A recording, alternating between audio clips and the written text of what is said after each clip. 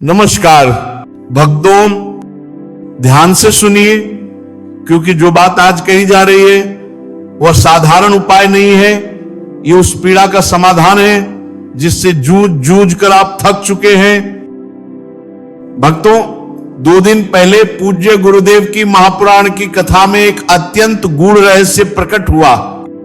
गुरुजी ने स्पष्ट शब्दों में कहा, अगर साल भर टोटके करते करते थक गए हो, अगर उपाय पर उपाय किए और फिर भी रत्ती भर भी लाभ नहीं दिख रहा, तो समझ लो समय साधारण नहीं रहा।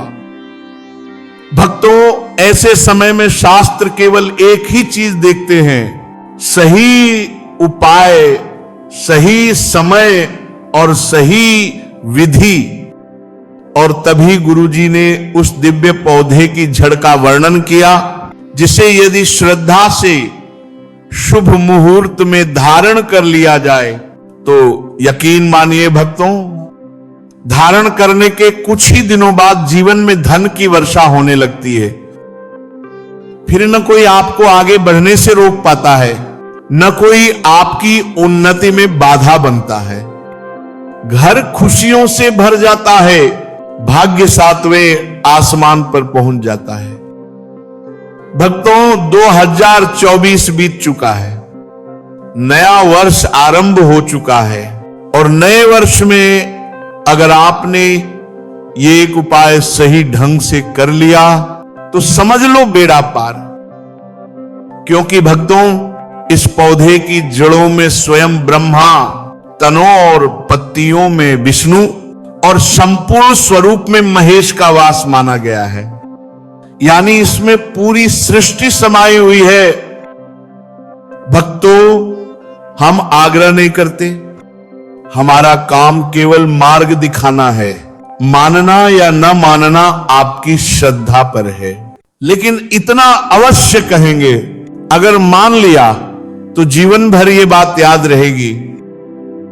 भक्तों, आज हम जिस पौधे की बात कर रहे हैं उसे अपामार्ग कहते हैं। कहीं इसे चिरचिटा कहा जाता है, कहीं लटजीरा, कहीं आंधी झाड़ा। आपने इसे अपने आसपास जरूर देखा होगा, सड़कों के किनारे, खाली मैदानों में, खेतों के पास। शास्त्र कहते हैं भक्तों, इसकी जड़ में मां गंगा का वास है और इसके पत्तों, तनों, फलों में ब्रह्मा, विष्णु, महेश का निवास है। और जहां विष्णु प्रसन्न होते हैं वहां लक्ष्मी स्वयं चली आती है। भक्तों, चाहे समस्या धन की हो, घर परिवार की हो, नौकरी व्यापार की हो, स्वास्थ्य की हो, या फिर शनि की 7.5 की पीड़ा हो, यह पौधा हर बाधा को जड़ से काट देता है।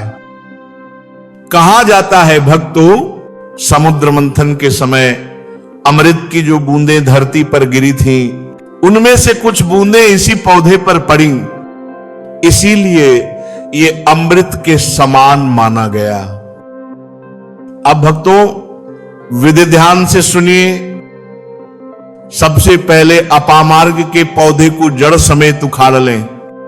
ध्यान रहे, पत्ते, तना, फल, जड़ सब पूरा होना चाहिए। इसे सुखा लें। पूरी तरह सूख जाने के बाद इसे जला दें।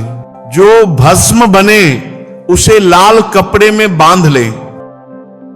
उस पोटली में एक कौड़ी रखें, क्योंकि कौड़ी माता लक्ष्मी का प्रतीक है। अब इस पोटली को तांबे या मिट्टी के लोटे में रखें और लाल कपड़े से ढक दें। गुरुवार के दिन पीले वस्त्र धारण कर भगवान विष्णु और माता लक्ष्मी के सामने बैठे, दीपक जलाएं और 121 बार मंत्र जप करें, नमो भगवते वासुदेवाय। जप के बाद भक्तों, मन से क्षमा मांगिए अपने जाने अनजाने सभी दोषों के लिए और अपनी मनोकामना प्रभु के चरणों में रख दीजिए। भक्तों, जिस पर विष्णु की कृपा होती है उसका लोक भी सुधरता है और परलोक भी। ये उपाय धन देता है, बरकत देता है, शांति देता है और स्थायी लक्ष्मी का वास कराता है। शास्त्रों में यह उपाय अत्यंत प्रभावी माना गया है। आर्थिक बाधाएं टूटती हैं, धन के नए मार्ग खुलते हैं, घर में सुख शांति का वातावरण बनता है। अंत में भक्तों यही कहेंगे, श्रद्धा से किया गया छोटा सा उपाय भी भाग्य बदल सकता है। ईश्वर करे भगवान विष्णु और माता लक्ष्मी की कृपा आपके घर पर सदा बनी रहे।